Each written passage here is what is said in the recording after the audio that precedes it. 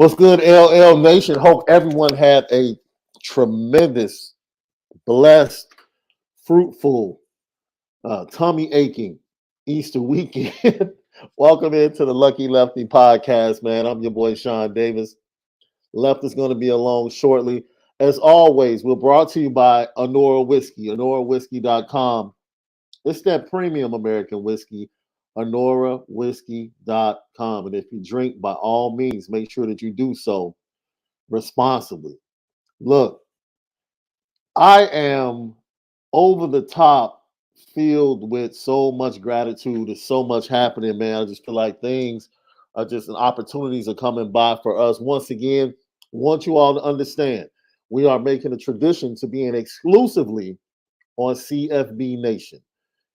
We are going to be exclusively on CFB Nation as the season approaches. So we want you guys to go ahead and make that switch now.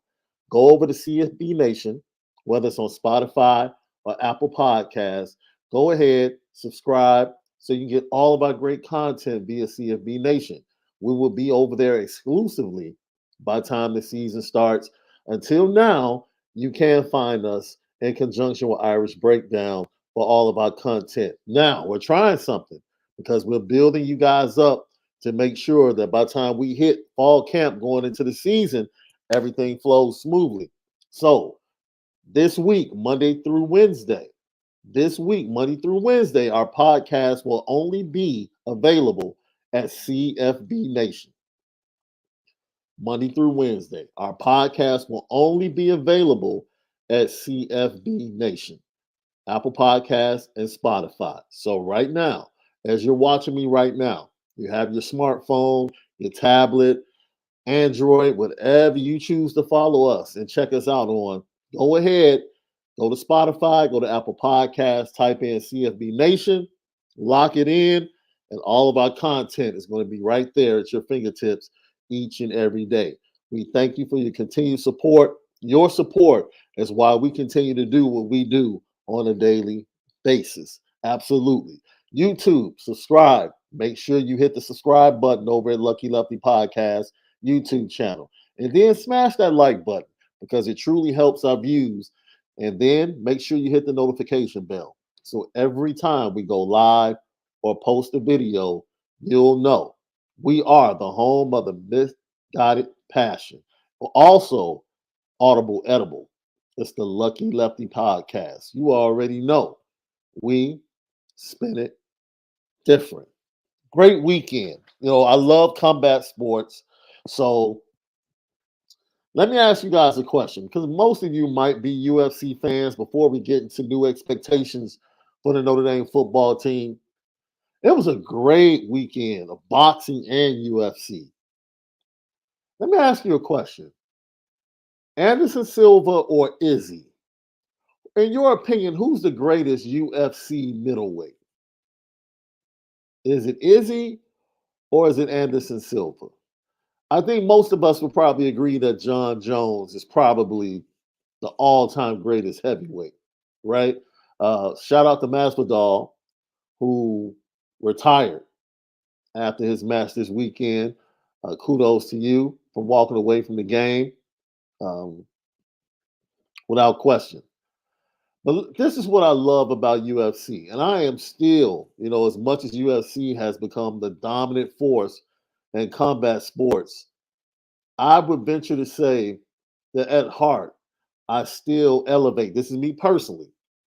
I still elevate boxing over UFC, in my opinion, just because I grew up, you know, watching boxing. I remember watching the big fights with my dad.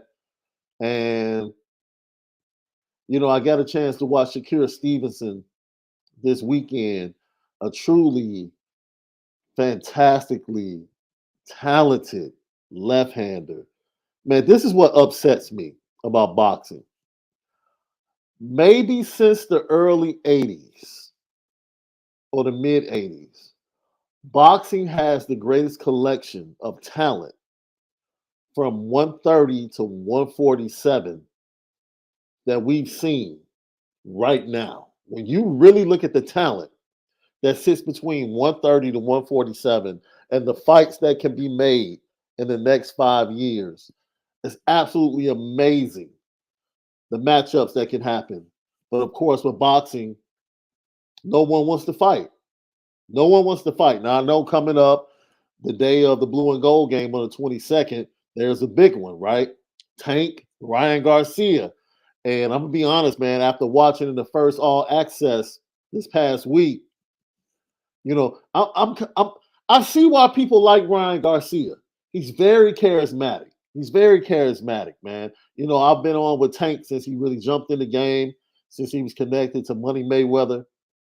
And I'm looking forward to this fight on April the 22nd. I really am. But I just think boxing fails the fans so much because they just don't make the fights. They just, for whatever reason, they just don't make the fights. It's like the most mind-crushing, asinine way of running a business that I've ever seen. Left is in the building. Left, come on, man. Little Left caught you with a hook. Caught me with the toy, the little wooden block. I figured it had to be Little Left. I was asleep, and no. You know how you got them little block things that you try to fit them in the right holes and stuff. Yeah. And he threw it. It really got me. So, yeah, he really got me. So I know both of us were locked in UFC this weekend, and I asked the question. I said, "Is Izzy the best middleweight of all time? Is it Izzy or is it Anderson Silva?" Anderson Silva, but I do like the fact that Izzy, he's not shying away from a fight, man. He's gonna be able to, you know, good, bad, win or loss, he's gonna go in there and fight. And I love that he didn't give up. I mean, fighting the guy 4 times and losing 3, and being able to win in the fashion that he did evolve. Even though, I mean, it was over. To be honest, I thought it was over. And Alex thought it was sweet. And it just is the thing about fighting, man. It's like the split second decisions, just like football. But right when he had him, because I was like, oh, it's over. When his legs start shaking, I said, oh, the legs start shaking. And then he hit him upstairs. So I was like, oh, this been over. And then when he hit him and he fell over, I said, he got him again. And then out of nowhere, he came back. And the hit that he gave him didn't look too hard. Right. He must have caught him like super sweet spot. The way I'm talking about, he went folded me like a chair. So it was just a crazy thing because it's like, yeah, you won for sure. Fair, square. Izzy was great fight, all that, but it was sweet for Alex. Alex had it. Alex for sure had it. Man, that's why you have to love UFC, man, because I was saying, I got a chance to, I don't know if you watched the Shakur Stevenson fight on Saturday night. Oh, yeah. I checked him out. He knocked dude down about 4 times, and I'm just like, just stop it. Just stop it. It's an intense fight, yeah. It's so angering, man, because just let him go fight Lomachenko. Like, why are we playing all of these politics and games? Yeah. Man?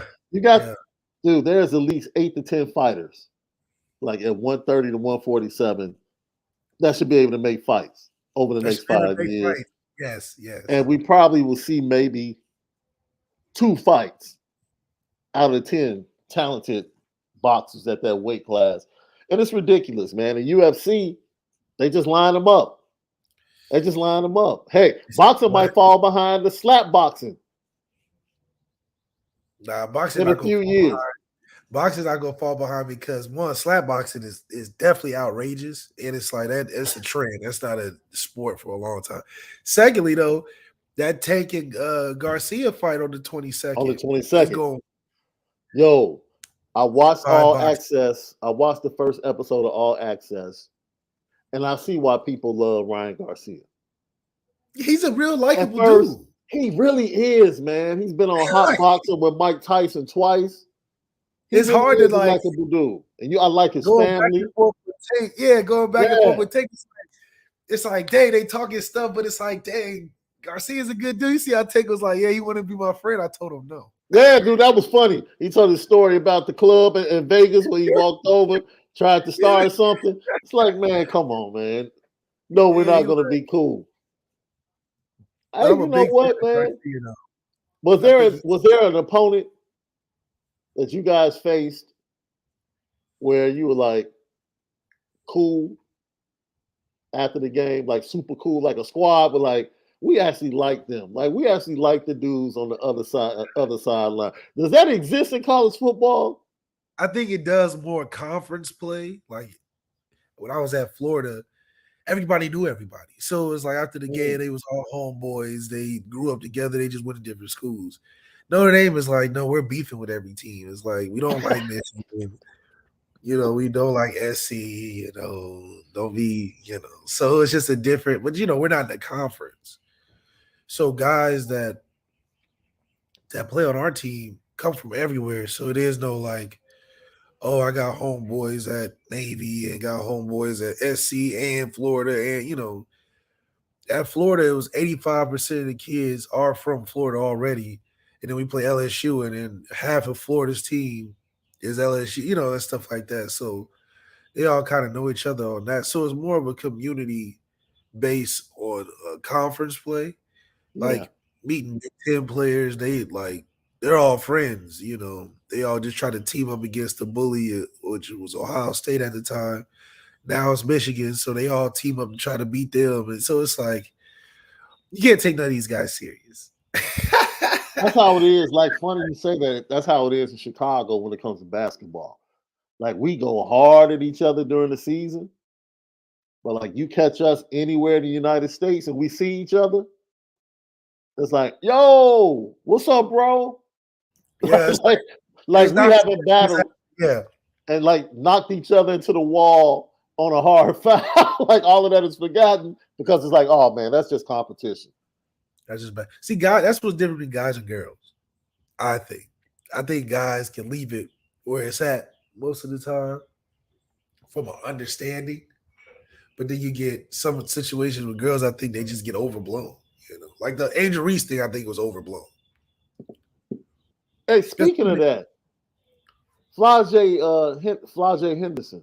I didn't know this, bro. First of all, Andrew Reese at 386,000. Um, I might say that the numbers might be wrong. Dude, do you know how much money she's making off of these Bayou Barbie t-shirts, bro? for website type of deal. That's her nickname. That's been her nickname the entire year since she got to LSU. She's referred to herself as the Bayou Barbie. Dude, she has made over six figures on t-shirts. What? And this was before the national championship. I had to tip my hat. If you have not seen it, go watch her interview with the Wait a Pivot. minute. The Pivot interviewed them, Flajay Johnson and her. Flajay Johnson Just t-shirts? on just t-shirts, bro. Wow. What do you Flajay think she's going Johnson for? is an MC, and she can actually go. Like she has bars, bro. Yeah, she's straight. She's nice. She's put out like 4 different EPs. Yeah, like she's really rapping for real. Like Yeah, she says she calls them the 4-pack. And I mean, hey, she's used her NIL money to promote her business, and she was like, "Yo, the challenge was to be able to do both."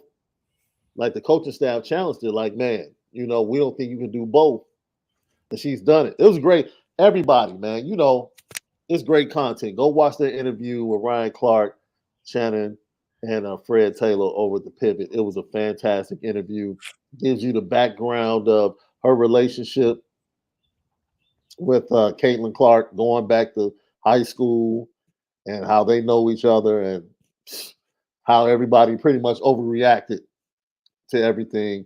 But the young lady that got into it with Caitlin Clark in the Elite Eight from Louisville, Van Leaf, reports are breaking that she is transferring to LSU. So now the plot thickens for next year, right? Women's basketball is doing an incredible job in this offseason of setting up their next season. You talk about new expectations. The expectation we already want LSU and Iowa back in the Final Four to face each other. Are they nice? Is LSU gonna be nice like that next year? I mean, they're bringing everybody back. I think they lost their point guard. But if they get Haley, then damn, yeah, they get Van Leaf, then it's like whatever. yo, and I'm sure Kim Mulkey's going to recruit a top-notch class after the national championship. I'm sure she's going to get people in the transfer portal. Angel Reese comes back. Now they do lose her help at the 4 and 5. I believe they're two centers and power forward off the bench. I think they stepped away and graduated from the program, but I'm sure they're going to be title contenders, man. I just want to see them play in a tournament, dude, again. Yeah, but that's the thing about the tournament. They can be placed on the opposite sides of the bracket.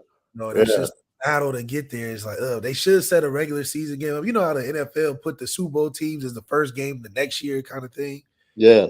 Or like the best game of the playoffs as the first game next year, just because that'll get ready. If anything, if college women's basketball is about making some money, you put them teams just play a jamboree. You know how they do the men's college basketball, but you got to put South Carolina in there, maybe Notre Dame in there, put Iowa and LSU. Just them 4 teams play each other because we was whooping up on Van Leaf at Louisville with Notre Dame women's basketball. So I don't know how that plays. They called us in the ACC tournament because Olivia Miles was hurt.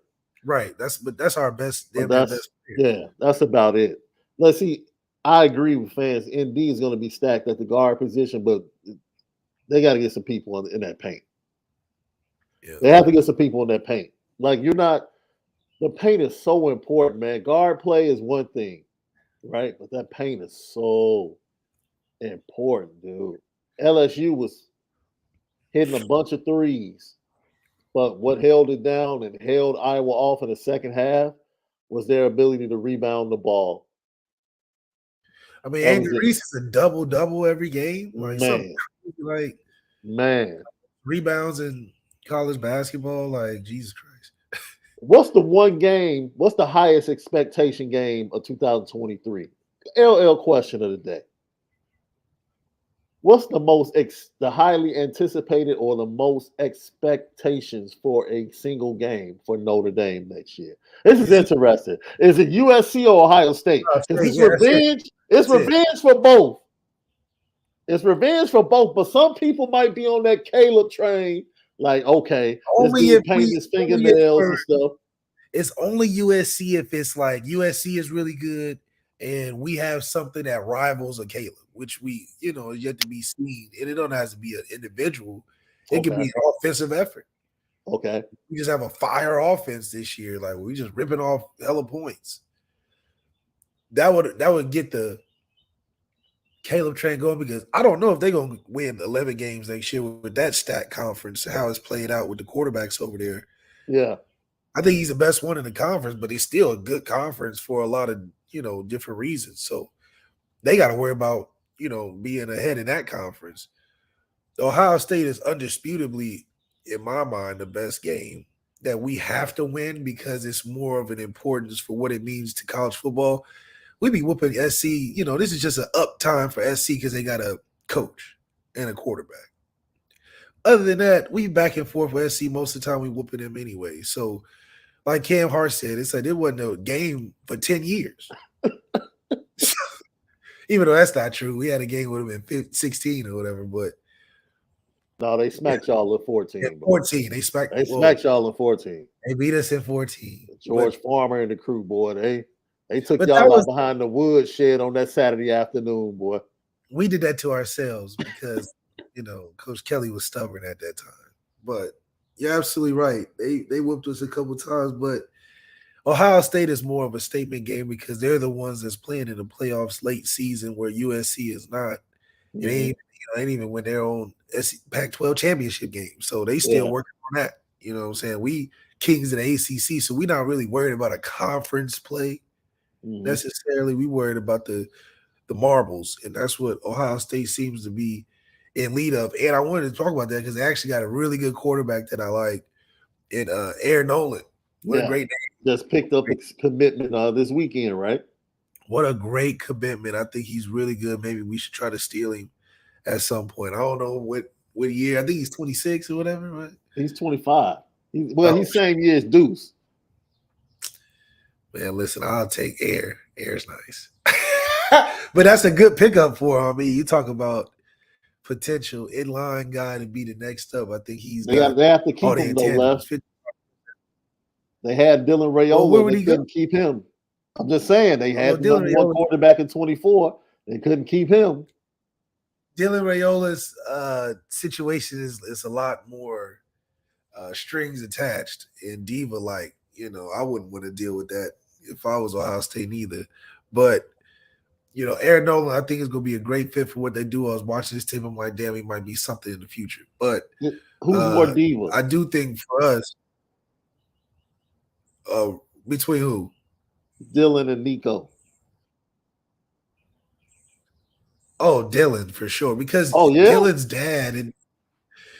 dad is like the his any backup to John Kitna or whatever. So you got to think he's super invested into trying to do all the things the right way, how he knows he can get his son to the championship. So it's like he's battling coaching staffs and shit, you know, because he's like, I need you to run this. I need it to be, you know what I'm saying? Whereas Nico is like first generation. We just trying to see what we can do to get into this, I the just want most my out of this boys. I just opportunity. want my boys to get tickets to the game. Yeah. And that sideline access. Yeah. Right. I just want all the you know, Nike shoes come over, you know, that kind of thing. Where Dylan Raiola is like, look, I already know all that stuff. I just need to be structured this way. I need you to do this stuff for my kid. You know, I'm gonna talk crap and be, you know, on your head all season if it don't go exactly how I need it to, which is, you know, another way to do it. I think it'll be interesting to see where Nico lands his first year with the Joe Milton situation and how does the NIL play into playing time, because I feel like that matters to the people paying it. Man, you making Dylan Raiola sound like he's on the Todd Marinovich path. Man, listen, I think that it definitely shelters him from an accountability standpoint. Because when you in those positions, you like to place the blame if you don't go 15-0 and win state championship on something else being the reason why. Because it's like you're a 5-star guy. It can't be my fault. You know, it's got to be the coaches. Got to be people ain't catching the ball. They ain't running the right plays. It's got to be something, you know. So hopefully he can get in a good spot where, you know, he can be his own player. And I think it's just hard. You got all these things included. Now it does work out for some players where they have a heavy parent influence, like Jalen Daniels. He has a heavy parent influence that didn't work out with us, you know. So, or you know, other places that it could. So I think it's a fine line. You see Deion Sanders and his son. How's that going to work? Can he win over 7 games?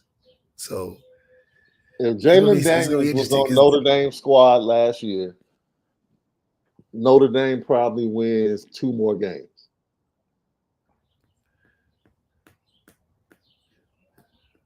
Which games? Oh, they definitely win the Marshall game. Oh yeah, and they definitely win, and Stanford. I thought you were talking about SC or something. I'm like, does he beat SC? I don't know if he's that. I don't know if he's pulling. He did beat Alabama though, so that means something. He did. It goes back to the conversation we had Friday, bro. People don't understand with quarterbacks. With each class, you only get maybe 2 that are no doubters each and every year. You get 2 out of the class that are no doubters.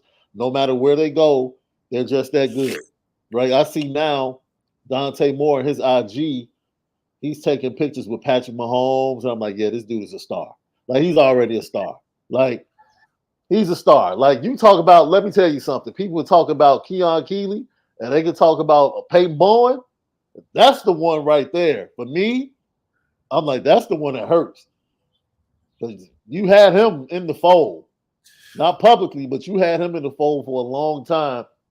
And heck, if Dante Moore walked into this building at Notre Dame in spring practice, I guarantee you would start hearing buzz about him being the starter. Like right now. Yeah, I mean, shoot, to be honest, well, I don't know. You know, I think a lot of Notre Dame, until Marcus Freeman proves differently, is a very respectable team to seniority, you know. That has been a trend. That So needs I to mean, you change know, immediately. I respect it, but To what degree, no left? if for a kid like Dante, I think it wouldn't be as he wouldn't be taking no pictures of Patrick Mahomes. You know what I'm saying? If he was at Notre Dame right now, he would That's a be. fact. That's a fact. He That's definitely a would be fact. doing that. So it's like when you go to Notre Dame and you're not Sam Hartman coming in or Jack Cohen coming in, you know you finna go starting all this. You tucked away and you better get to it. You better get to work. Like Steve Angeli became a nobody real fast coming into school and nobody ain't taking no pictures with no NFL quarterbacks and training with no, like, you know what I'm saying? I'm not saying that he can't, but he knows there's a large hill to climb. Yeah. Yeah. What's Dante's hill to climb? Like seriously, what is he climbing over? A sand hill? You know, Notre Dame's like stone, like the pyramids. You know, it takes thousands of years to form stone. The little mound huts and sand mutts and all that stuff, that's easy to climb over. But you're Yeah. dealing with tradition. Notre Dame hasn't won a championship in a long time. Yeah. That's a large thing to climb. UCLA is not even relevant enough to be in conversations yet to be a championship team. So what's the expectation? You know, so Chip Kelly's done a really good job turning it around, though. I thought relevancy, DTR really developed. DTR developed into a really sound quarterback. Probably going the third, fourth round. he'll get drafted. He got some Yeah. talent, Yeah. but he's put UCLA in relevancy. But what's being relevant? Compared to what they were before Chip Kelly got there, It's not much of a difference. I mean, they played for the Pac-12 championship, or to get to the Pac-12 championship and played a hell of a game against USC. Right. I'm saying, You know what I'm saying? I mean, relevant in the classic that you'll watch them on TV now, but it's not relevant in the space of making them much better to thinking they're gonna win something serious. They can't win their division either. You know, I'd rather watch Utah. Well, that's the pressure that rests on Dante Moore's shoulders from the jump. From the jump, right? We just have to wait and see if he's that dude. Well, shoot, I don't know. They got Washington too.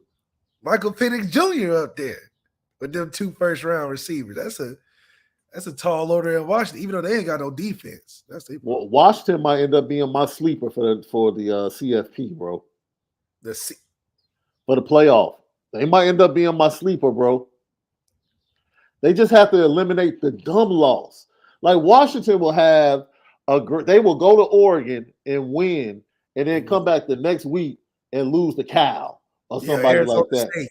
Or Arizona State. Like what? You just walked into Eugene and beat Oregon. And that's because of defense. Strictly. But the Pac-12 has quarterbacks on every team. So I'm kind of interested to see, you know, when you're a quarterbacks league, anybody can win. Yeah. Yeah. USC the original Clyde, the Glide. What's good, Clyde? He said USC for him. He said USC is the front runner because they got the best player in the conference. The motivational business banker said OSU and USC tied. We lost both last year. If we are there, we beat both. But let's be serious. If USC Coach didn't Dick have says Caleb, Ohio State. If USC didn't have Caleb, we wouldn't be talking what's more important. You know what? Because if it was just a loss, it'd be like, oh, we lost. We got to win that game. But if USC didn't have Caleb, it'd be like, oh, Ohio State wouldn't even be comparable. We just feel like a greater threat of losing to SC because of Caleb.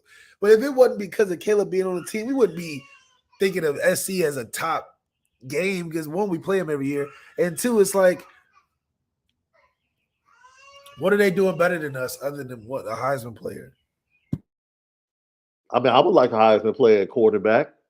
Oh, that's sometime in the next 5 years or so. I mean, yeah, I would like one of those guys. Though. That's a championship for us. Yeah, if Notre Dame ends up having a Heisman quarterback, more than likely that's going to lead to a playoff berth and a chance to win a national championship. I agree with you there. Bailey Brad, he says USC because Ohio State has a new quarterback and they can use that as an excuse. The Hart Foundation says, I think it's OSU because Notre Dame has 0 W's against them. Mike Sullivan says, I hope the entire team paints their nails FUSC. Look, I'll tell you why I sit at this.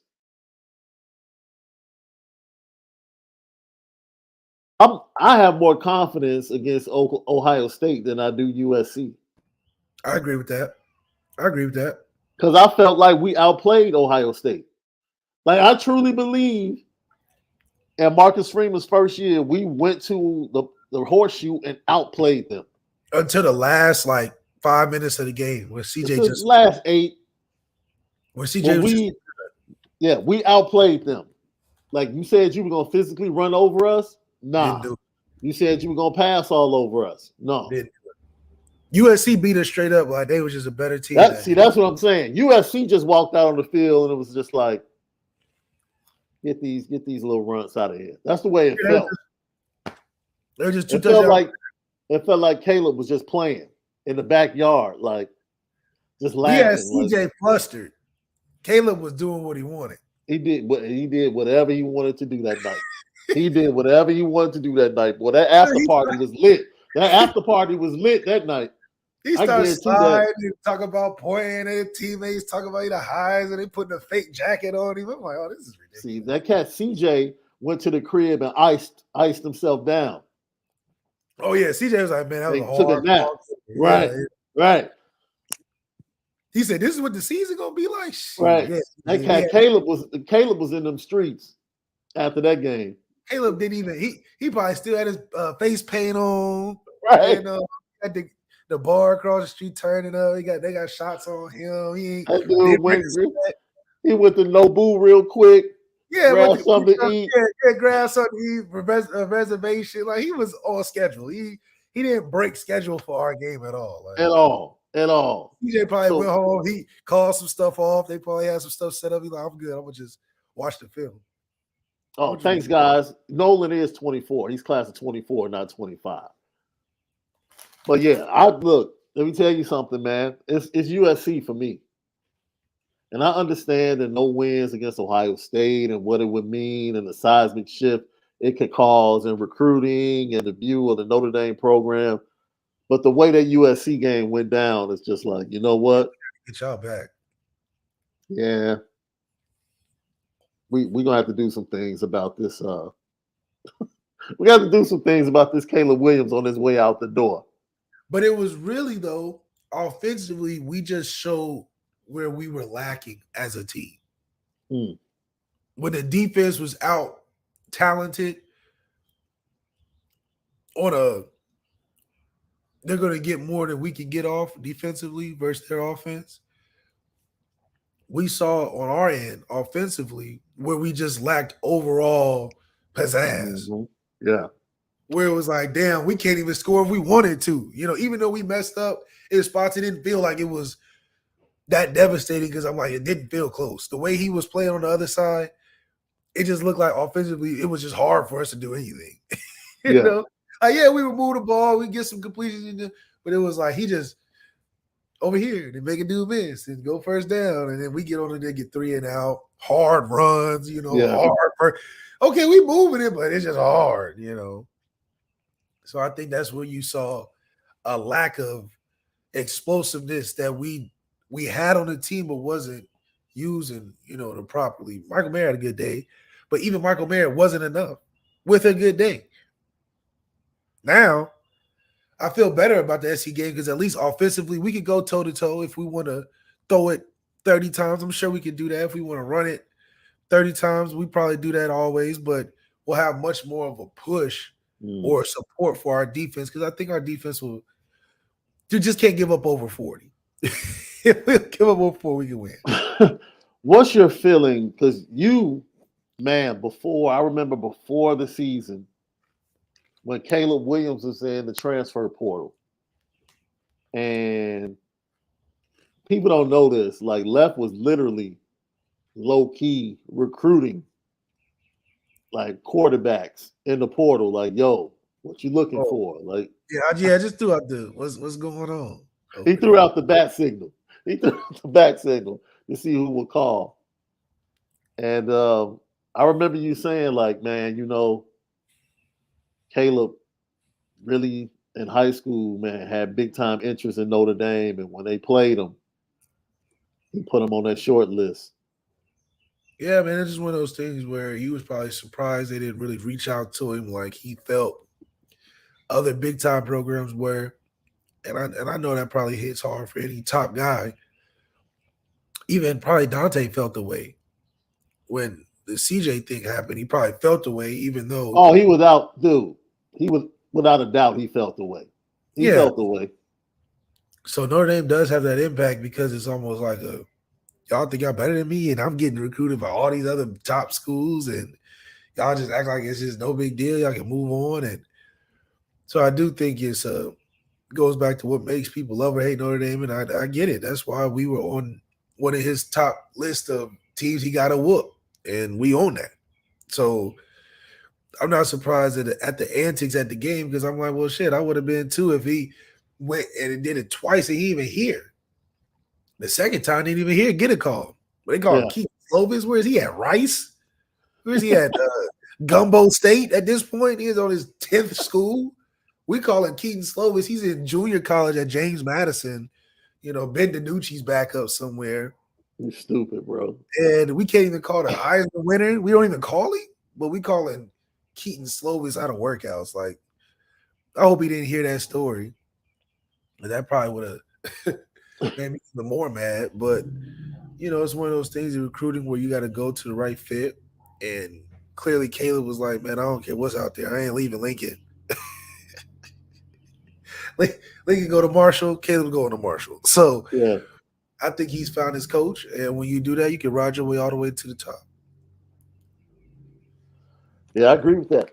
Lucky Lefty podcast. Don't forget, the next 3 days, Monday through Wednesday of this week, our podcast is exclusively at CFB Nation. Exclusively at CFB Nation on Apple Podcasts and Spotify, whatever you choose to touch the screen. Android, iPhone, iPad, whatever. Make sure you go to Apple Podcasts and Spotify and you search for CFB Nation. That's how you get our content. All right. We want you guys to start getting used to going over there for our content and downloading it daily.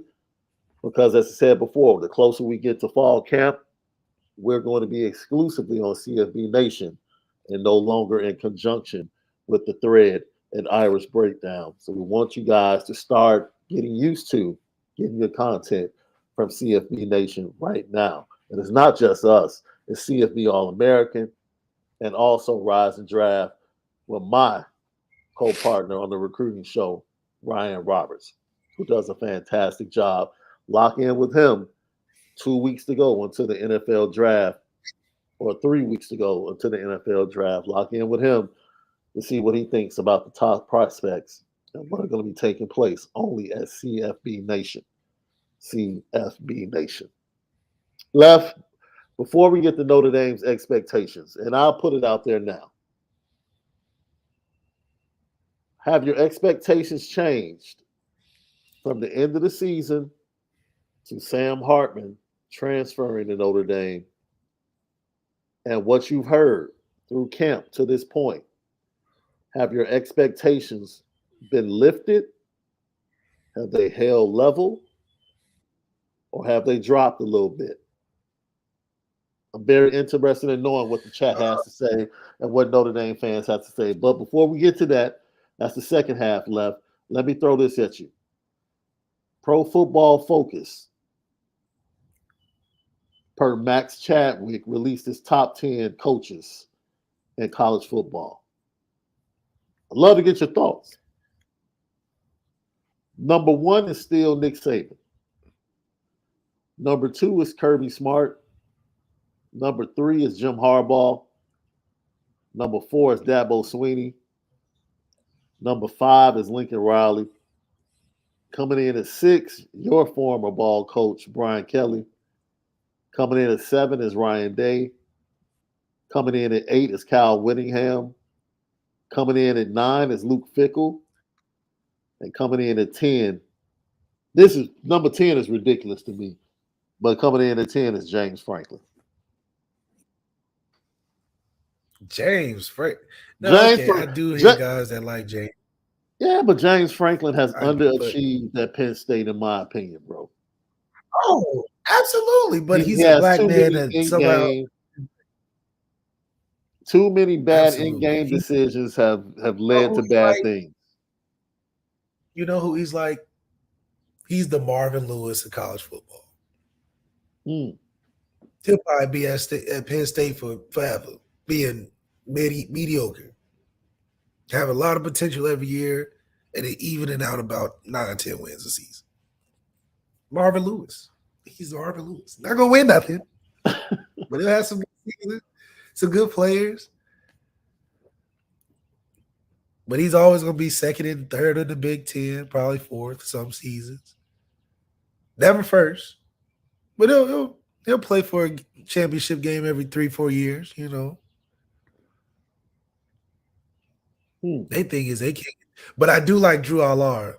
That's how you say it, Drew Aller? Drew Aller? Yeah. Yeah, the young quarterback. I think whenever he starts to play, I'll start watching him more. But until then. What do you think about Harbaugh being in front of Dabo without a championship? I just think Dabo is, you either hate it or love him. I think it's like you either like, oh, he's so for me, or you're like, oh, this guy is not my guy. Like, I feel like, Harbaugh is giving you more of a, man, this is a hardcore football passionate dude.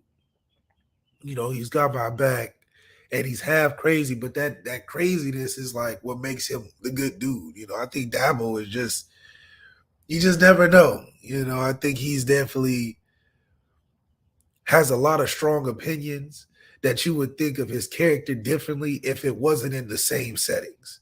So I think I'll put it perfect like that. Whereas Harbaugh, I feel like Harbaugh is more like, I feel like you'll get what you're going to get with him. He's not going to have ulterior motives and agendas or, I just think that was playing a facade sometimes to different people. To Deshaun, probably not. But to the dude that was supposed to make it as a 5-star ended up kind of flattening out. Who knows? Lincoln Riley at 5, when I really looked at first sight, I was like, ugh. But then I looked at everyone behind him and I said, okay. Yeah. He's had multiple runs to playoffs at Oklahoma, the turnaround at USC. With the people behind him, yeah, I can see it. And I can argue that Brian Kelly deserves to maybe be in front of Lincoln Riley. In what way? I mean, dude, Lincoln Riley doesn't have a championship. Brian Kelly's been to multiple playoffs at Notre Dame, which most people would deem Notre Dame to be a tougher place to get to the playoff. What's the deal? He's been in a national championship game and been to two college football playoffs. Is this just about accomplishments then?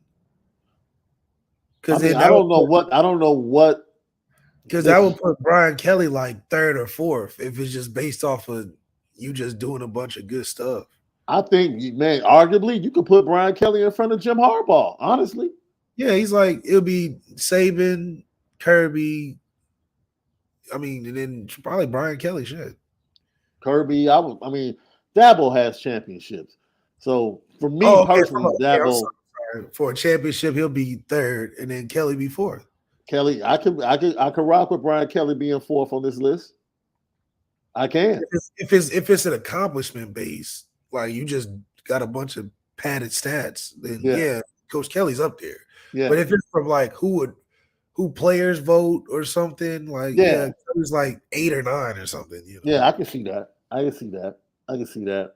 Ryan Day at 7 is probably where he should be. Born on third base, as Jim Harbaugh said. He born in the top 10, dog. Yeah, right. He said he's born in the top 5.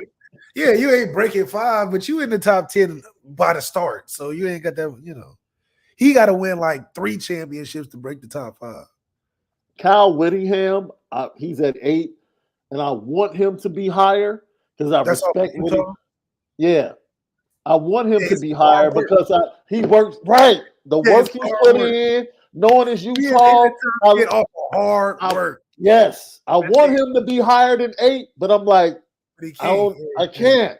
Yeah, he ain't got the popularity. He got the union, but he ain't got the media. You know, he ain't got the he got the people behind him. But he ain't got the machine behind him. You know.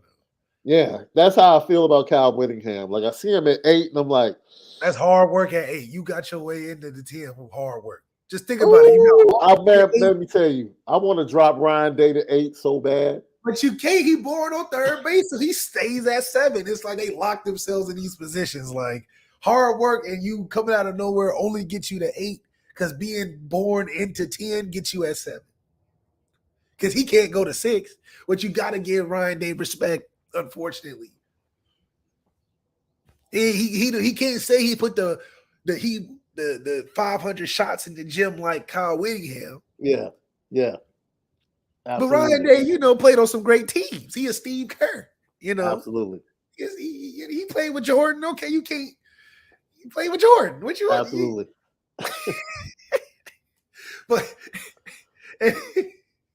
But Kyle Whittingham is like John Stockton, you know, and Karl Malone, just real good teams. Just dude, he really is. He really is. Hey, I see people in the chat.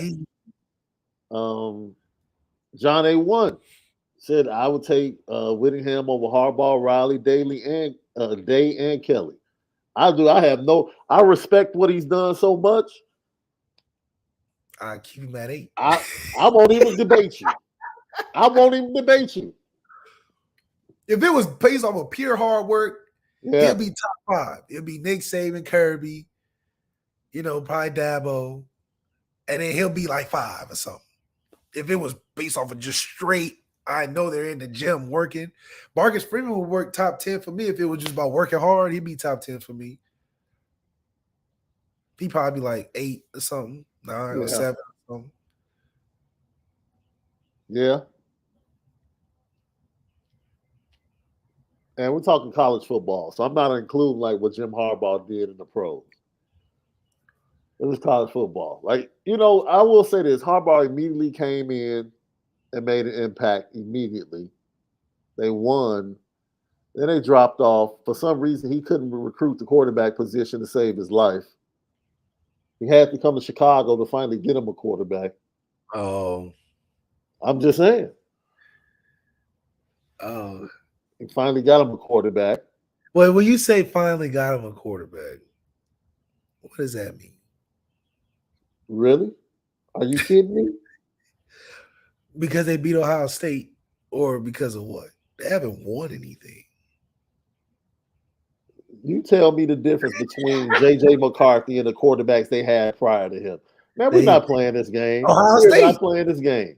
We're not playing this game. You know darn well what the difference is. Ohio State. That's the difference. Between Cade McNamara and J.J. McCarthy. It's Ohio State.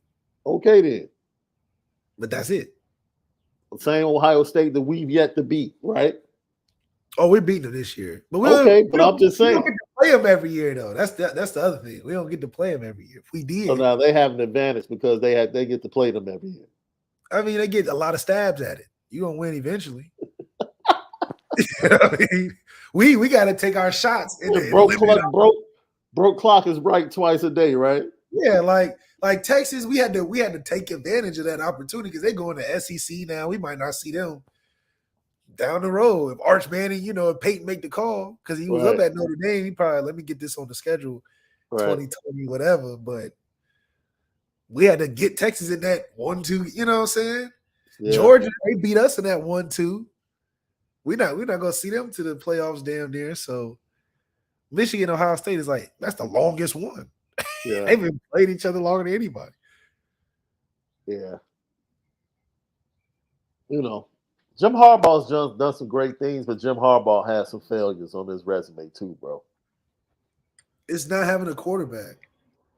That's the failure. That's why he can't get the credit he probably deserves from his tenure of being there, because he didn't get the quarterbacks. So it's hard to say you got a great team without a memorable quarterback. Like, seriously, I feel like we've been memorable because we've had memorable quarterbacks. Ohio State has memorable quarterbacks, more memorable than the one they won the championship with in 2002. Yeah. And you know what I'm saying? Like, JT Barrett was damn near more recognizable because they were winning and all type of stuff. So who's been memorable for Michigan outside of JJ McCarthy? Really? Like, who's really been Denard Robinson? That's the last quarterback I can be like memorable. Like, oh man, I remember when such and such played at Michigan. Other than that, other than Denard with Shoelace, who have you really remembered for real at Michigan? Nobody. We're talking about college football, right? Just college football after Denard Robinson. Were you ever checking for Michigan's quarterback since JJ? That's what, 10 years? Nah. No. But you remember every one of Ohio State's quarterbacks. Braxton, Terrell, JT, CJ, Justin Fields. Like, oh my gosh. I could just, that's all the time. From a college football standpoint, because most people will point to that Ohio State quarterbacks don't transition to the NFL. Just talking about college football. Matter of fact, man, Joe Milton was at Michigan. Nobody remembers. I think this past weekend was 1 year out from the tragic death of Dwayne Haskins. Yeah, even Dwayne Haskins. That's 6 quarterbacks I named for Ohio State that was memorable during Harbaugh's time. Now, this is during Harbaugh's time. All of those quarterbacks you name have one thing in common. They all smack Harbaugh at Michigan. Well, I know Haskins, the last 3 definitely smacked them. JT smacked them.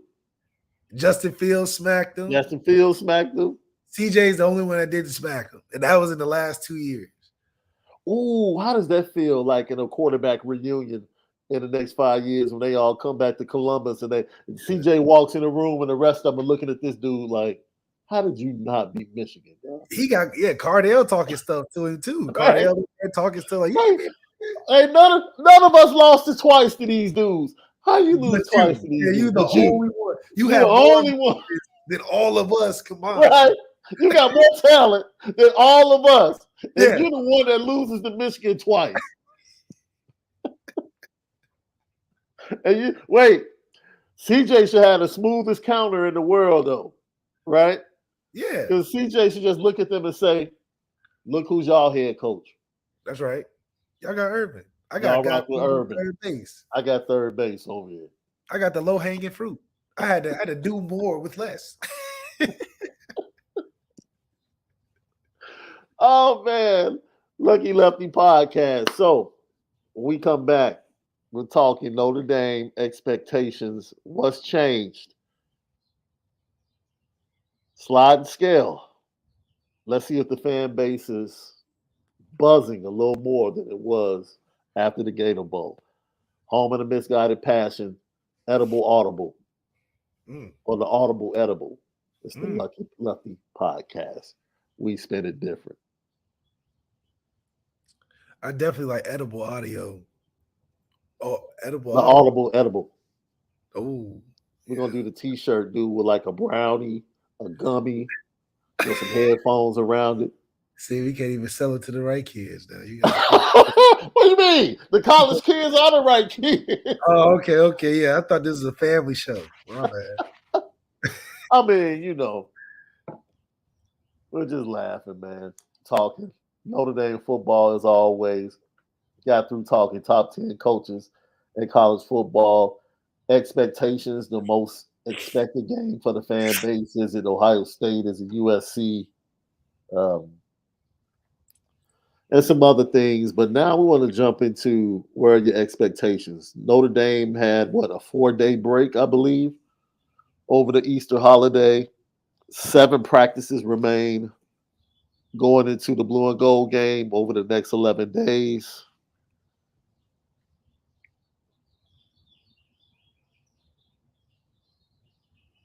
How are you feeling right now? How are these players feeling right now, Left?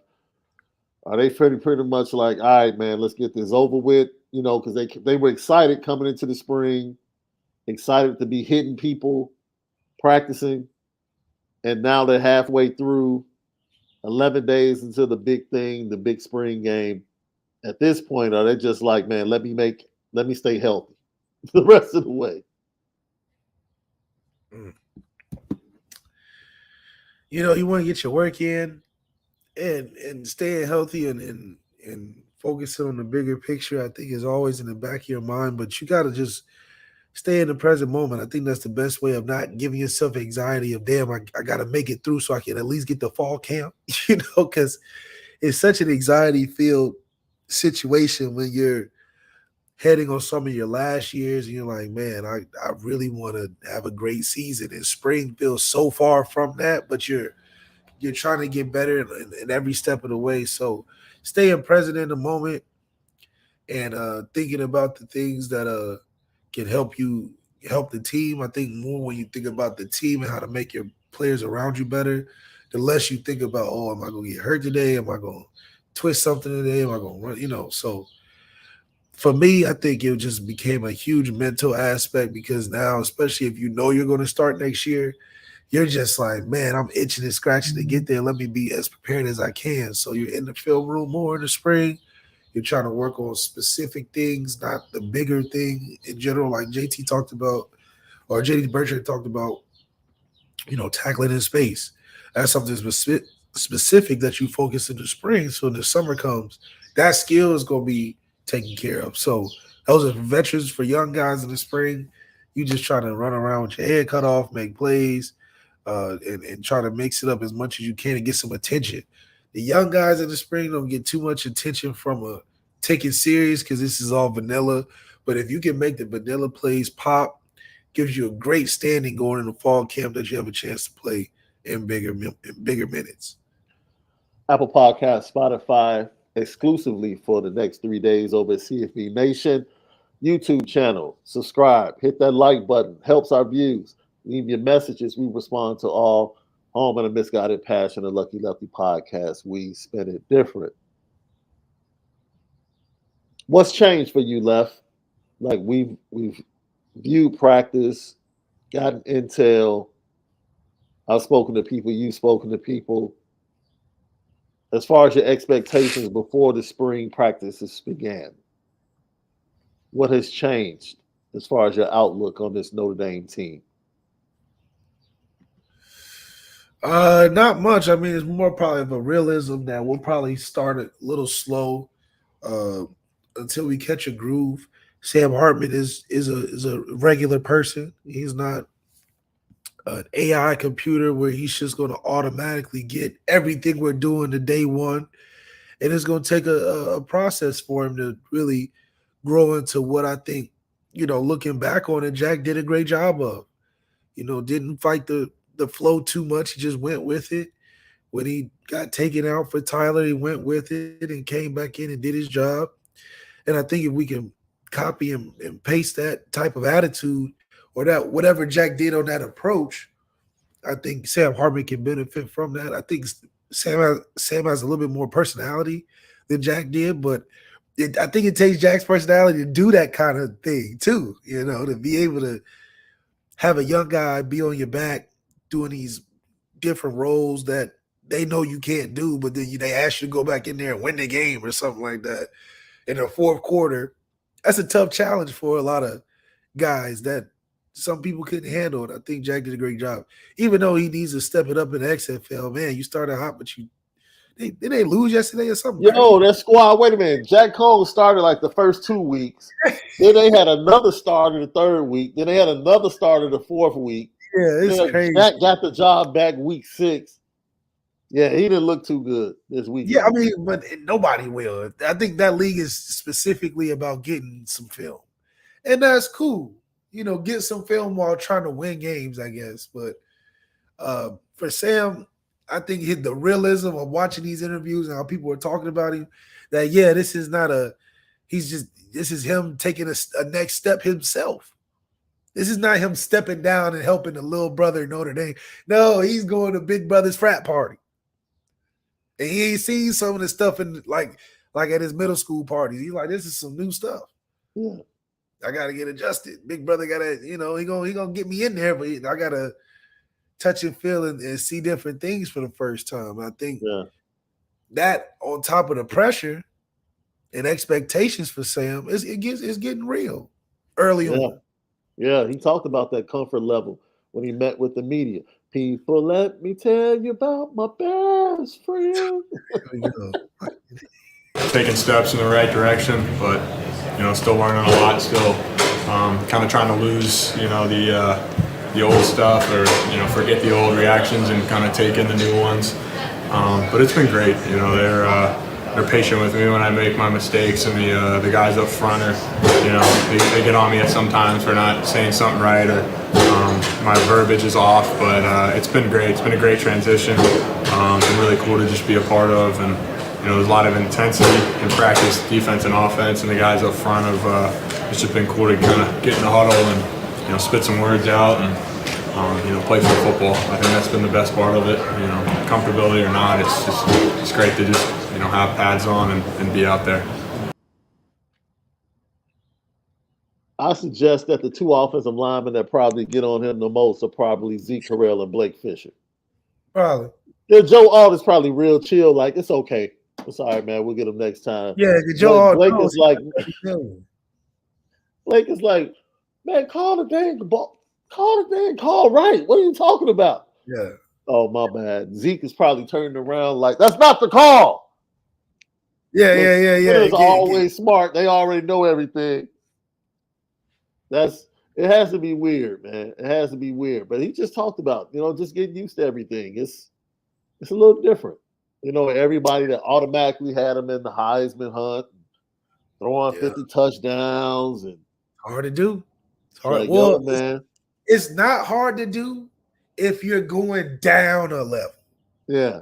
You know what I mean? If you, going down a level in the midst of you walk in the locker room, everybody turn around and be like, that's. Say if Hartman walked in the locker room, people was like, oh, okay, come on, get on this line and run this lap. Getting this weight room line, getting this, just hurry up, get on board. Yeah. I know you're gonna take some time, come on, we put our arm around you, whatever. But if he walked into like one of these other schools, Virginia or something, that's Sam. So he knows that he's coming into a situation where it's like, man, I'm trying to feed my family. I'm trying to go in there and really make it happen. And I can encourage, and I, respect that, because that's no different than him being a rookie in the NFL. It's a whole new language, whole new process. Not that you have to forget everything that you did in the past, but the stuff that you're learning now may be a nuance. Maybe it's a next level to what you were learning before, because you got different players in a different system. So I think he's going to be fine with these first softball games, but it's definitely going to get real pretty soon. And that cat Buckner, on the other hand, my man is straight chilling. Part of your game are you most pleased with at this point in the spring? Probably decision making. I think I did a pretty decent job of making good decisions, trying to keep the ball out of harm's way, prevent turnovers. Yeah, I think that's been good so far. And then just the differences in Tommy's offense versus Jared's, I guess obviously it's still similar, but I guess how would you kind of adjust to some of the changes in that? Yeah, roots and bolts are still the same, formations, motions, so I didn't have to do any real, Quizlets, note cards, study guide, things like that to learn the formation and motions, but they've added some good nuggets, some good new plays, some good concepts, some things like that really help this offense. It's going to be good plays for us. And also slim down some things that, were a little extra weight or things we didn't use all the time. So just keep things linear and, keep it all compact and easy for us to go out there and operate. And then you saw the offensive line grow last year. I guess, have they taken a step forward this spring so far? Yeah, I don't know if you guys were here for practice. Yeah, we hit a big run, like first play team. Got counted up, looked awesome. So those guys work their tails off every single day. They work unbelievably hard, and it shows on the field. So the convo about the offensive line with Tyler Buckner is, oh man, they're killing. It's just a lot of big run and play, and then Sam Hartman's like, yeah, sometimes they get on me for calling a wrong play. I'm saying the wrong thing. It just shows the difference in level of comfort of what they're dealing with at this point in time in the spring. Sam and it's Hartman. Funny because Tyler Buckner's like, yeah, we're just condensing everything. It's like, we cut off a lot of the extra BS. It's just really, really focused, like small deal. Sam's like, man, I have to learn all this new stuff, and it's a lot coming at me, and I'm missing some calls here and there. So it's like, are we trimming the fat or are we adding fat? Looks like it's adding for Sam Hartman. It looks like a whole bunch of, but that means like, what offense are we doing? If we trimming fat for Tyler, or is that Tyler telling us, yeah, we've got my package real small now. That was cool. I just run a couple times, I throw a couple times. Or is he saying like, whereas Sam is like, we have to add a bunch of stuff. We're doing this also and building on what Tyler's doing. Like, so I think it's an interesting perspective. Would love to see what it looks like in the spring game when we out there. How they kind of put it together. Last year they gypped us. They didn't get a chance to put Tyler in the game, so we got to see Drew throw a whole bunch of picks and bad passes. But this game, it'll be interesting. Maybe a little more competitive. Drew first, Sam maybe, and see what goes from there. Lucky Lefty podcast. That's interesting, man. I feel like more than anything, if anything has changed, I think the expectations for the defense has changed more than anything for a lot of fans, because there are a lot of fans that were truly concerned about this defense in multiple areas, including the defensive line and linebacking core. But based upon intel and what we've heard, have those been alleviated totally? Probably not. Do people have a little bit more faith based upon what they're hearing and what they're going to sit up and watch for on that Saturday afternoon, April 22nd? Probably so. But at the end of the day, it's Notre Dame. And the one thing you should have are athletes, elite athletes, some of the best athletes from around the country. And that hasn't changed. That's one of the things I tried to tell people, even when they were talking about the defensive line. Like, look, they've recruited 4 stars from everywhere in this defensive line room.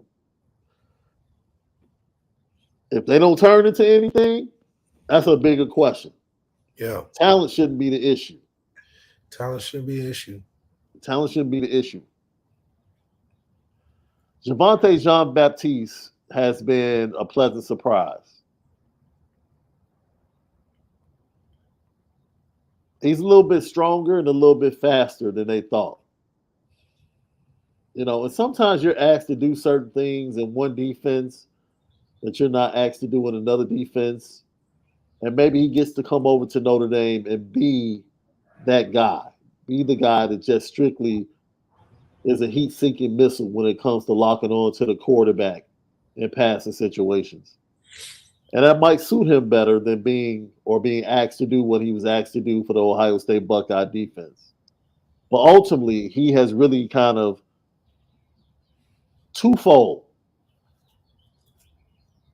You don't want your 2 tackles to get bored during the spring, where they just overmatch everybody. Right. Like Joe Alt, man, out of 20 reps that he might get in a practice, he might be in trouble maybe twice. Maybe. But with Jean-Baptiste performing the way he's performing, he really is giving both of the tackles some good work. Yeah. So that is beneficial. The defensive line, my expectations for this defensive line have been raised, Have been raised.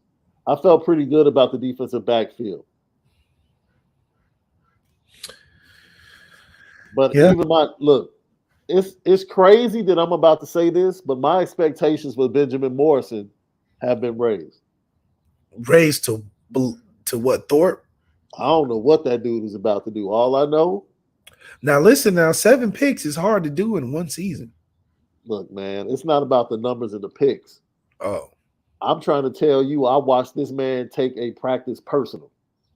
I don't know what ticked him off or what motivated him, right? Because we heard all this buzz about Tobias Merriweather. I sat right there and watched Tobias Merriweather lock in with him for a full practice and get nada. 0. How many targets?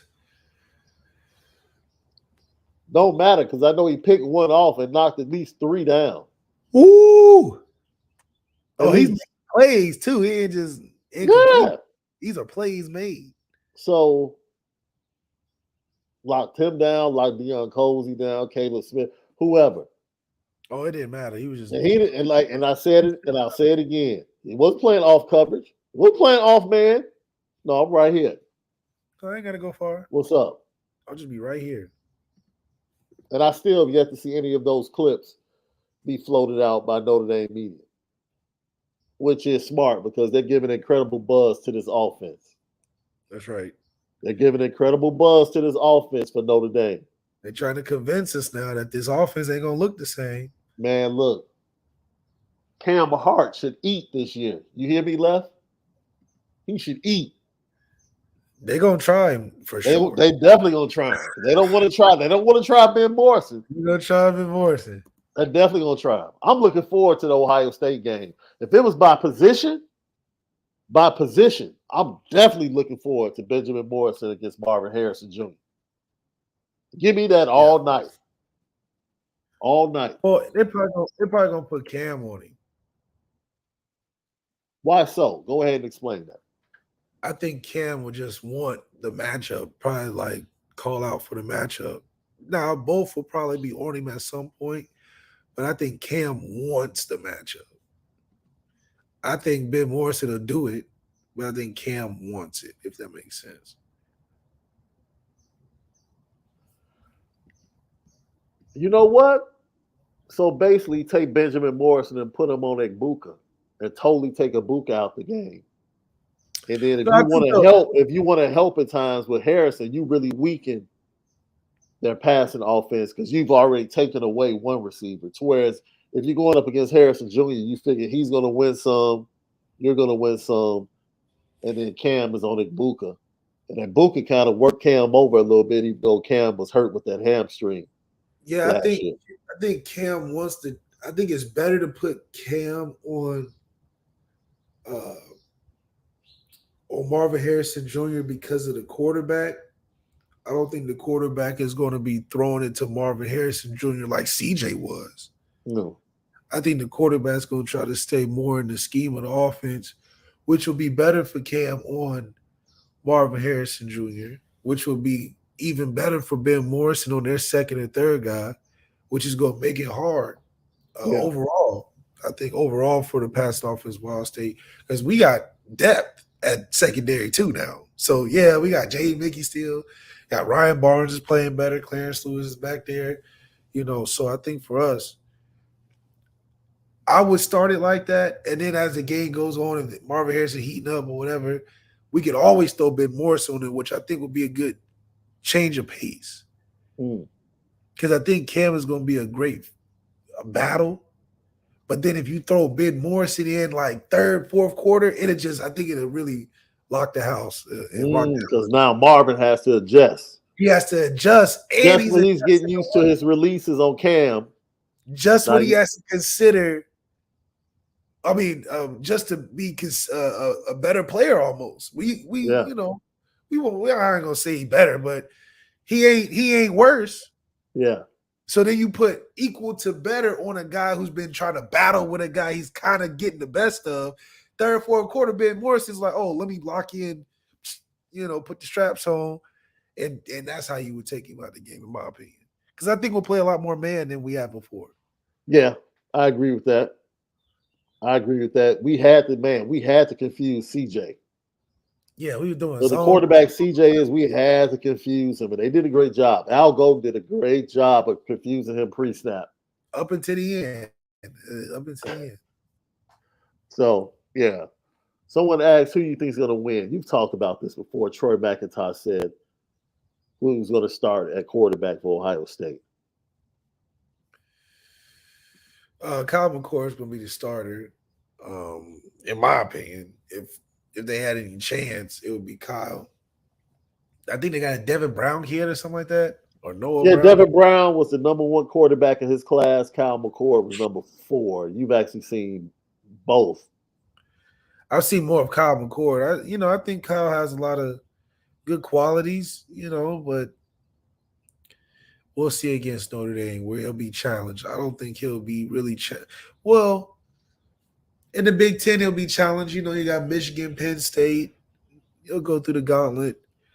But I think Ohio State will look a lot more normal in conference fitting than they have in the years before. They're not going to look like a superpower. They'll look like a competitive team in the Big Ten. But I don't think they'll have the best quarterback in the Big Ten, which usually separates that team from the conference as the pack leader, is the best quarterback in the conference. And I don't think Ohio State has the best quarterback in their conference this year. J.J. McCarthy's better. So if you got the best quarterback in the Big Ten, you usually have the best team in the Big Ten. Ohio State's been running the gamut for so long that Ohio State will be good, but they won't be where everybody's trying to beat them. They're trying to beat Michigan, who has the best quarterback in their conference. As my boy would say, those do be facts. Seriously. Those do be facts. So this is the year where we can really pounce on Ohio State. Because I like both our quarterbacks better than Kyle McCord. Just because I've seen bars. Yeah, I haven't seen Kyle play on serious time, Shout out to Ben Staples, by the way. Now, the linebacking core, from what we're hearing, that seniority thing that you talked about at the beginning of the show seems to be winning out at the linebacking position. I, for one, feel like I've seen everything that I'm going to see from the veteran linebackers. Yeah, we know what they look like.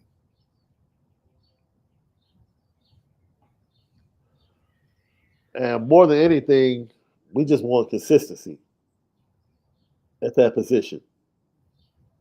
Just make the plays, right? Playing linebacker is similar to playing shortstop. Just make the plays, man. Because if you make the plays and the vast majority of the ground balls come to you, that means our defense overall is going to be pretty good. And if these linebackers just make the plays, the simple play, you don't have to go in the hole, jump, throw a 2-hop over the first to nail the guy by half a step. We're not talking about that. I'm talking about the regular ground ball right there to you. Look it into your hands, get it over the first, and take the out. Take the simple plays. Can a Notre Dame linebacking core just make the simple plays that are right there in front of them? That's going to be the key, in my opinion. I think my expectations for the linebackers have kind of been level, in my opinion. Yeah, if we do the seniority route, yeah, I think they would be, you get what you got. And I think we know what we got with our linebackers. So if it's that way, then the expectations is limited because we know they can only do so much. I think if they were to be more varied in their linebacker choices, I would have a higher expectation because there's more potential for who knows what can happen when you mix the two. We don't know what that chemistry look like. We know what this chemistry look like with the old stuff. Right. We done seen that formula, and it's decent. It's decent. But what Burger King do just 2 days ago? They got the spicy chicken fries. Before the chicken fries was rocking, it was probably Burger King's best thing. But they said, you know what? We know we got something that's decent, that's all right, but let's shake it up and make what we got better by making it the spicy chicken fries. So they added the spicy chicken fries to the menu. They added a new formula. They said the spicy, the chicken fry formula is straight. It's decent. It gets customers in. It gets the job done. Is it beating McDonald's or Popeyes? No. But it's getting the job done. It's feeding the kids. They like the finger food and how you put the thing in the back, the little sauce in the back of the thing, and it's just real convenient. They like that. But Burger King said we need another level and an expectation of another level of greatness in the food industry. We need to spice them things up. Boom. Spicy chicken fries. Going crazy. They didn't recreate it. They just spiced it up. And that's what we got to do to the linebackers. Spice it up. Yeah, that formula for the linebackers, that seniority thing, it gets certain things done, but it ain't going to rile the crowd up. It ain't gonna shake things up. It ain't going to make us a threat when you walking into a game. They like, oh, well, they got Jalen Sneed in there with J.D. Bertrand. They got some coverage mixed with an explosion, mixed with some variety. They got Tua Lamaka in there that's holding things down weak side. They got Nolan Ziegler in there that's chasing things down side to side on top of Maris, making plays third down here and there. But if they going with the same formula, they're like, oh, we got tape of these dudes. Let me just see what they did on the we just go, empty our running back out. That's one-on-one. That's easy all day. Oh, they got Maris. We'll just get him into space. They got the sauce. So we have to switch the formula up, see what works, and then produce our spicy chicken fries. And we're going to be straight. We're going to be straight.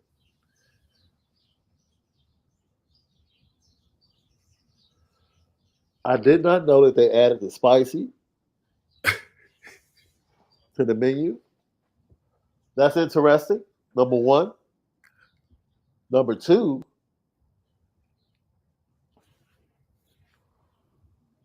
I don't know. I just don't know, Lef. I know if you know what you got, you ain't getting further.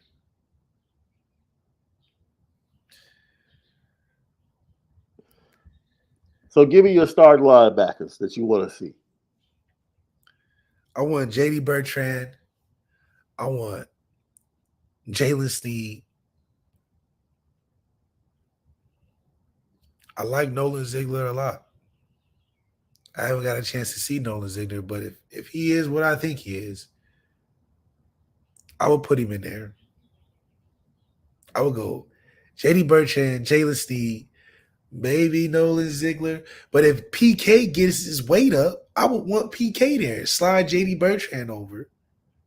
Then you got J.D., Jalen Sneed, and PK. You got something. Maris would be my rotating guy. You know, when he's full, 100% healthy, he's explosive. I'll throw him in there, shake it up weak side.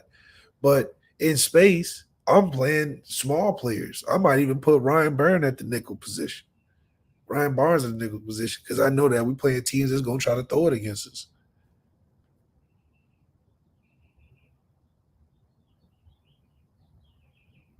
Oh, you're on mute. I don't mind the mixed matching based upon the talent and different personnel. I really don't, right? I understand the veterans playing week 1 against Navy, knowing what the Navy attack is, and using linebackers that have been up against Navy before. I can rock with that. The veterans coming out week 1 and having more snaps. Understand that.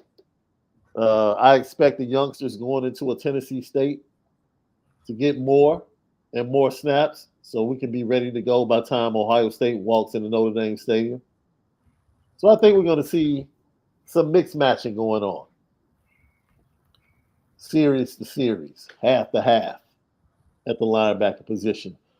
It might take them a full month and a half before they settle on the final three, or at least the good rotation that we'll see for the majority of the season.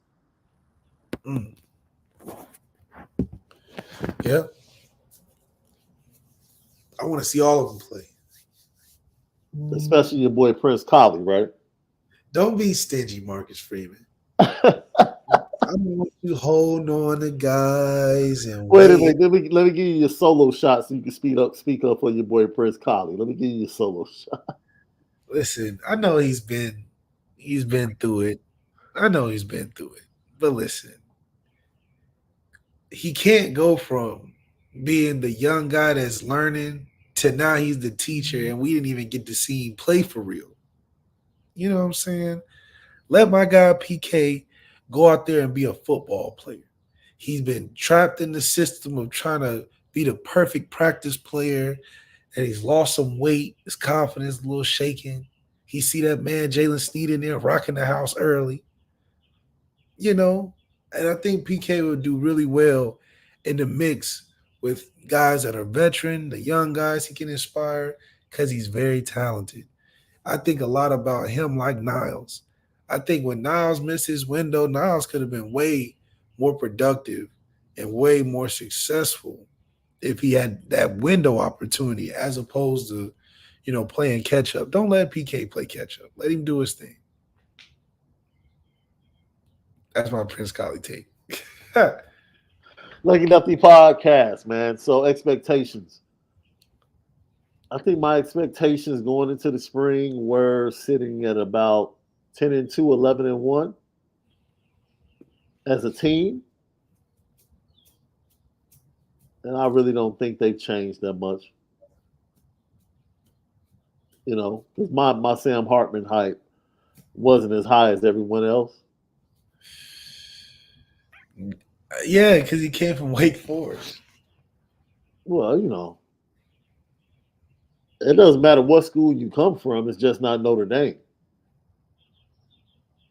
He could have come from Wake Forest, North Carolina State. It wouldn't even matter. It's not the quarterback position at Notre Dame.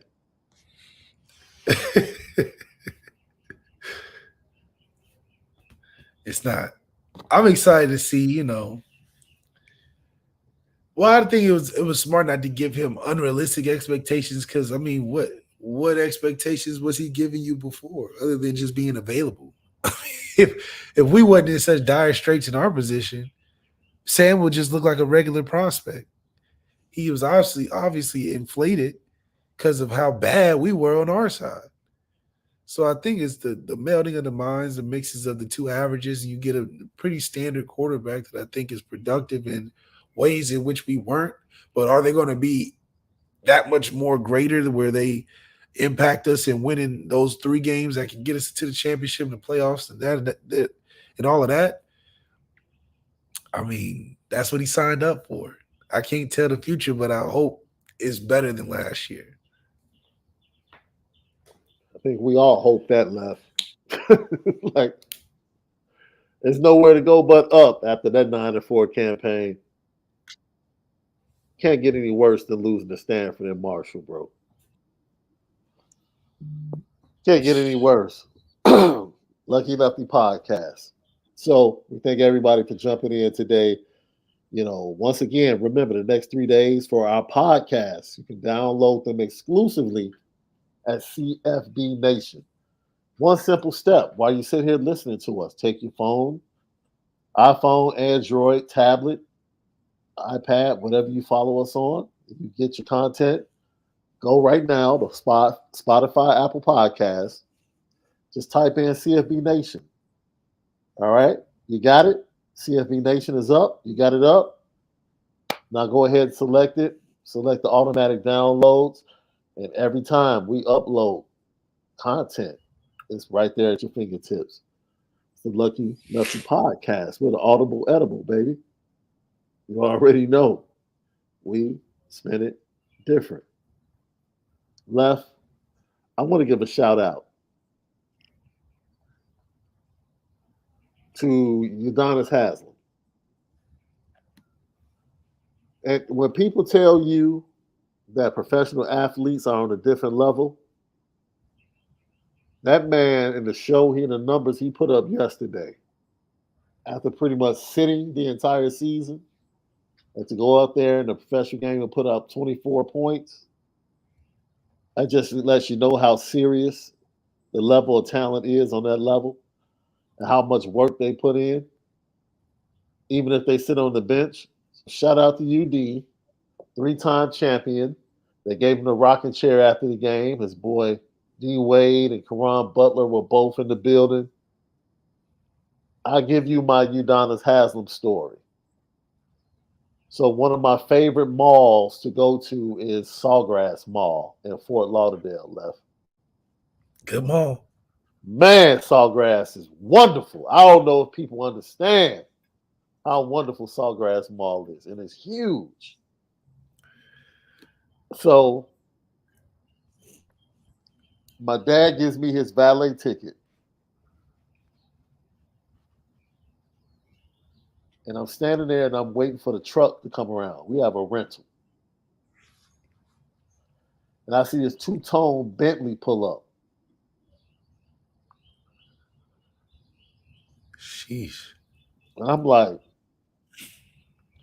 I'm expecting like an older gentleman to step out until the valet guy opens the passenger door and this dime gets out.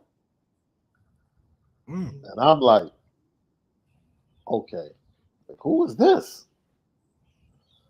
And that cat UD jumped out the driver's side, bro. And UD isn't a star, bro.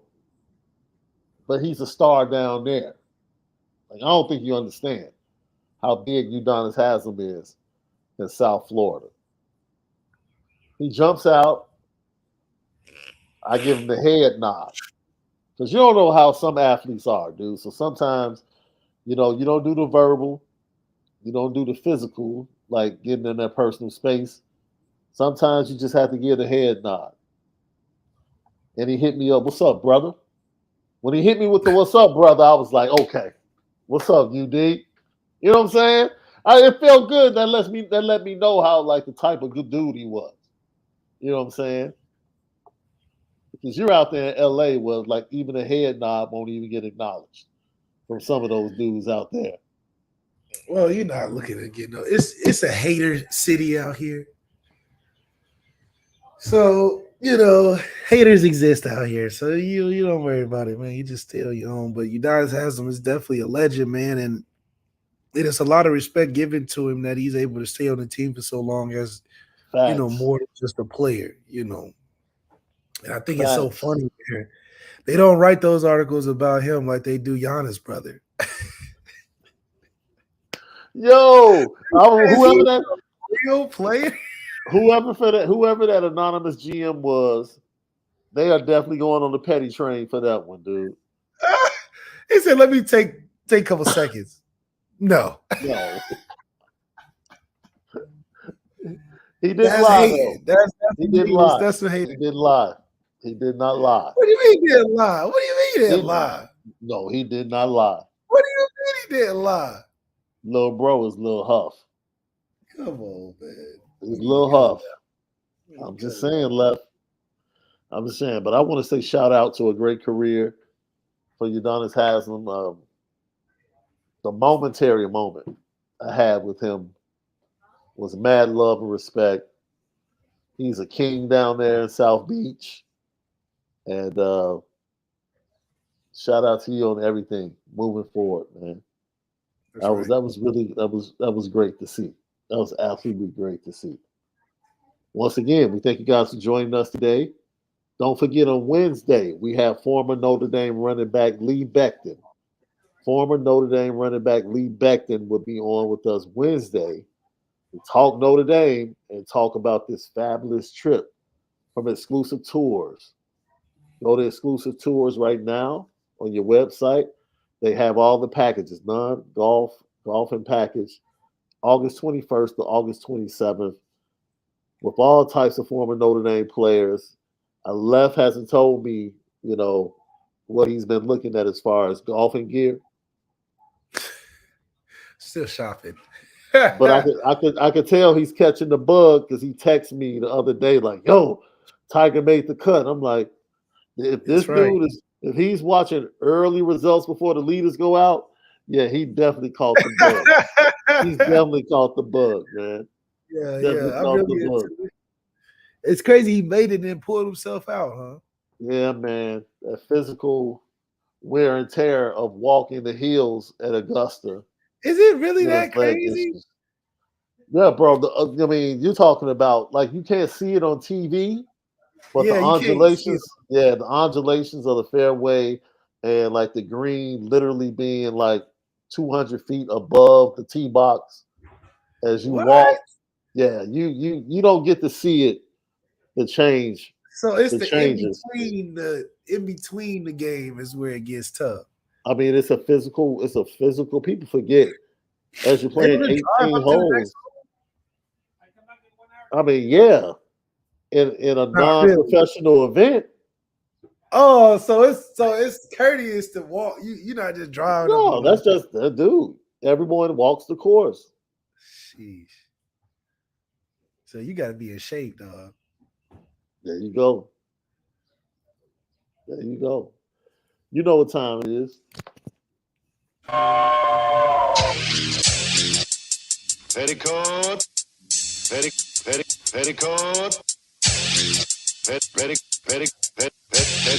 Petticoat Junction. It's time to get petty. Oh, we did a good job executing. Are you upset with something? And fire up the Petticoat Junction train. I just don't like you. You don't? No. What is today's petty historic? Petty Junction.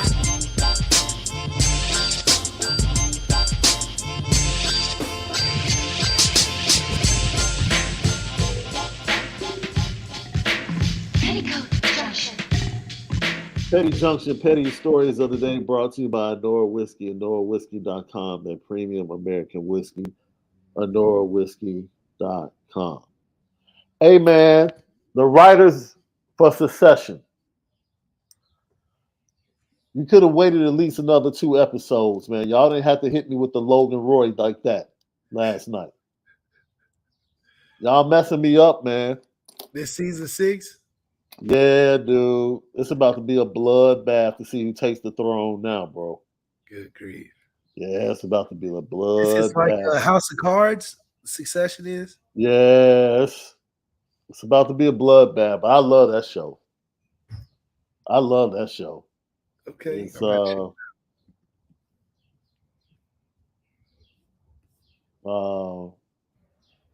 man.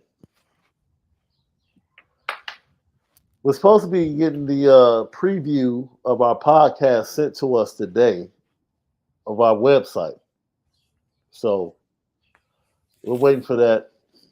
Merchandise is going up April 21st. Super excited, Left. Super excited. Long time coming. Live show. A location. We have the location. We're just trying to make sure how many people we can invite to come out.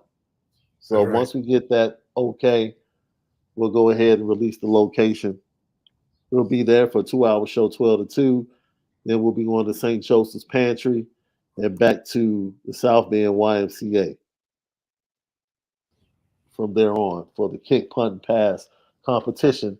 Once again, that's April 21st, 2023, down in South Bend, Indiana, in conjunction with Hogan's Heroes, not Hogan's Heroes, that's a TV show. Hogan's Heroes and the city of South Bend. It's the Lucky Lefty podcast. We continue to spin it different. So, yeah, I just had to put the writers for Secession on the petty train, man. They messed up my Sunday. Had a beautiful Sunday, good food, good family in town. You know, watching Secession, and it's like, what? That? Really? That messed me up, boy. That messed me up. You got anybody in the petty train? Oh, man.